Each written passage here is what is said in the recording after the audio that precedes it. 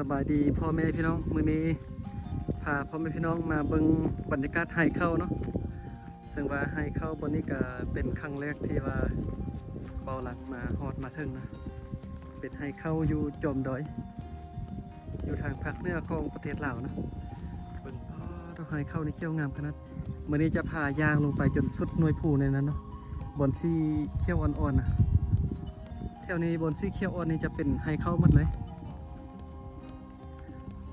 จอมปูฝากพุ่นคือกันเนาะเบิ่งบนได้ที่ว่าเป็นสีเขียวอ่อนนี่เป็นไฮเข้ามันนะแล้วก็บนนั้นจะมีหมู่บ้านใหญ่เนาะอยู่กลางภูบนนั้นนะอยู่ไฮอยู่ส่วนเนาะตรงนี้นะพาขึ้นดงขึ้นดอยเบิ่งธรรมชาติทางเหนือภาคเหนือประเทศลาวแต่งมา แต่งมาทำมาน้ำเมย์เนาะเฝ้าตูบแต่งมาเป็นตะแพงกับนางอยู่เชียงไฮ้ถ้าพอท่าเมียมันไปเสียยาเนาะโอ้คนนี้เสียยาให้ดัดลุงช่วงนี้ขึ้นดอยก็เห็นสาบานเพิ่นไปทางยาไห้ยาส่วนทุกมือเนาะทางจนกลัวจะเลี้ยวแล้วมันเข้าไปซอกโนเนาะสบานไปซอกโนแล้วก็กำลังจะกลับโซนนี้ก็ยังอยู่พามาเที่ยวมาชมบรรยากาศไฮเข้าจอมดอยเนาะอยู่ทางภาคเหนือจะมีไฮเข้าหลายไฮเข้าเนี่ยสบานไฮเข้าปลูกเข้าจอมดอยเนาะมาเสียยามาทางยาทุกมือเพราะว่าสาบานบซีดยาขยะถ้าว่าเป็นซีดยาขยะนี่จะเก็บผักกินบ่ได้ก็น้อยนี่มาแต่งเมื่อเฮ็ดเวียกบ่ ใส่หมวกเลยบ่ใส่หมวกเลยอ่อนบอนนี้ก็เป็นเที่ยงไฮเนาะเป็นเที่ยงไฮเป็นตุ๊บน้อยแตงไว้อยู่พักเสาแดดเสาฝนเนาะกินข้าวกินน้ำนอนพักผ่อนเวลามาทางไฮทางส่วน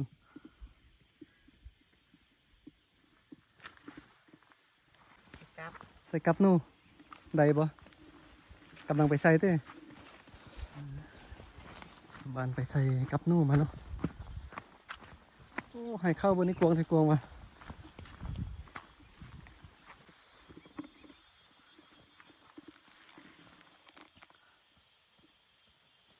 ป้าหน่วยผูหน่วยผ้า อยู่ทางภาคเหนือบ้างเนาะลายล้อมโดยหน่วยผูหน่วยผ้าไปทางหน้าพุ่นนะจะเป็นเส้นทางไปฮอดเมืองนาแหลกแขวงดงน้ำท่าพุ่นเนาะข้ามหน่วยผูหน่วยผ้านี่ไล่หน่วยเบิ่งบรรยากาศรอบๆนะให้เข้าสุดลูกหูลูกตาไม่แต่ให้เข้ามีแต่ภูผ้าปลาดงแบบนี้เนาะ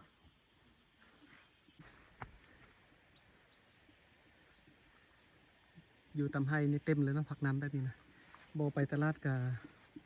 มีแนวกินละสุดยอดเนาะอยู่ดอยยางมาฮอดเที่ยวด้านลมจะมีห้องน้ำแบบนี้นะห้องน้ำไล่ทานต่ำให้เข้าแบบนี้โอ้มีทางลงไปนั้นพุ่นมีน้องป่าอยู่ฮั่นเนาะ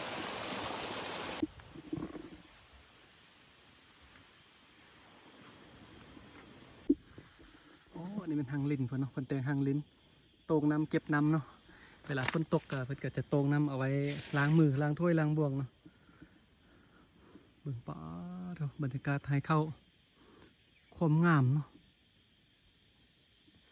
ธรรมชาติจอมดอยแท้ๆเนาะทางภาคเหนือประเทศลาวนี่ให้เข้าก็จะไปสุดอยู่ด้านลุ่มพุ่นเนาะป้าทุ่งงามแท้งามปะบ่ได้เป็นสีเขียวอ่อนๆแต่นี่ก็เป็นให้เข้าหมดเลย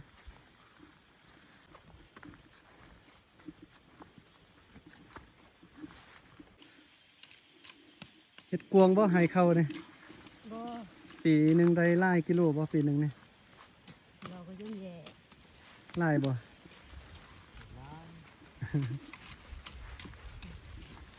เป็นมาทางยาเนาะโอ้มาเบิ่งเที่ยงไฮเที่ยงนี้เป็นตุ๊บน้อยๆมันๆแบบนี้ป้าทุ่มเมื่อยขนาดตอนนี้ยางมาจนสุดหน่วยผู้ละให้เข้าก็จะมาสุดอยู่แถวหน่วยผู้แถวนี้นะค่าจนวัดสันเลย ส่วนให้เข้าฝั่งนั้นก็แม่นให้เข้าที่ไปอีกเส้นทางหนึ่งเนาะ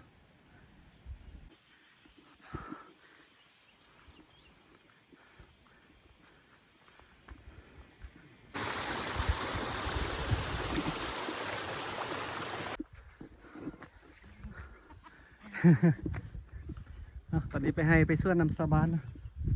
กำลังยางกลับบ่เลืองเนาะเมื่อยเบิ่งสาบานยางคือว่าธรรมดายางเซ่ยๆไปเนาะตัวเองบ่เลืองทางบ่เลืองยางหายใจจนหอบเมื่อยค่าจนว่าสั่นนะแต่ก็คุ้มค่าเนาะได้มาเห็นให้เข้างามๆธรรมชาติจอมดอย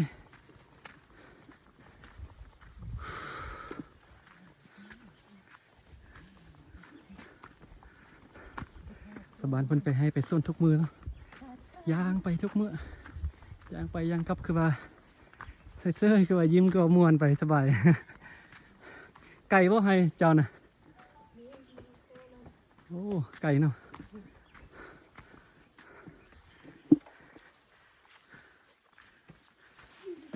ย่างกลับบ่เนี่ยนะโอ้ทั้งเปเครื่องเปฟืนเปยังไปก็ยังธรรมดาเนาะโอ้เมื่อยขนาดเนาะยางขึ้นมาได้ครึ่งทางแล้วตอนนี้การถ่ายคอนเทนต์อยู่ให้เข้าก็จะประมาณนี้เนาะยางขึ้นตามภูตามผ้าแบบนี้โอ้ตอนนี้ฮู้เลยว่าการเป็นเสาให้เสานาเฮ็ดให้เข้าในเมื่อยสำได้เนาะขนาดว่าเฮา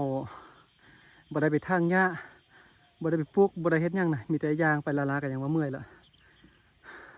ลองไปเปรียบเทียบกับใส่สาวดอยเนาะยางไปยังไปทางหญ้าเต็มไปปลูกไปบุกเบิกป่าเนาะสุขภาพนี่ต้องแข็งแรงพุ่นละจึงเฮ็ดได้นะขนาดเบาลังยางมาละลาไปถ่ายคลิปละลาอย่างเมื่อยเนาะพุ่นดานลุมพุ่นนะเบาลังไปสุดจอมภูตีนภูฝักพุ่นเนาะทางกลับบ้านกันไปถึงพุ่นตอนนี้มาได้ครึ่งทางเมื่อยตอนไปนี่บ่เมื่อยนะตอนไปนี่ถ่ายคลิปยางไปบ่เมื่อยแต่ว่าตอนกลับเนี่ยบ่ไหวจิตตายนะเมื่อยนะการถ่ายคอนเทนต์ของเบาลังกับประมาณนี้เนาะการไปถ่ายให้เข้านะจะเมื่อยเป็นพิเศษเมื่อยกว่าเฮาไปถ่ายคลิปอยู่กลางบ้านเนาะแต่ก็คุ้มค่าเนาะแลกมากับธรรมชาติงามๆแบบนี้ได้มาสัมผัสบรรยากาศเบิ่งให้เข้าเพราะว่าให้เข้านี่ก็เป็นภาพบรรยากาศที่ห้ามเบิ่งได้ยากเพราะว่าให้เข้าบอลหนึ่งนี้เฮ็ดได้ภายในเวลาระยะเวลา7 ปีหรือว่า10 ปีเนาะ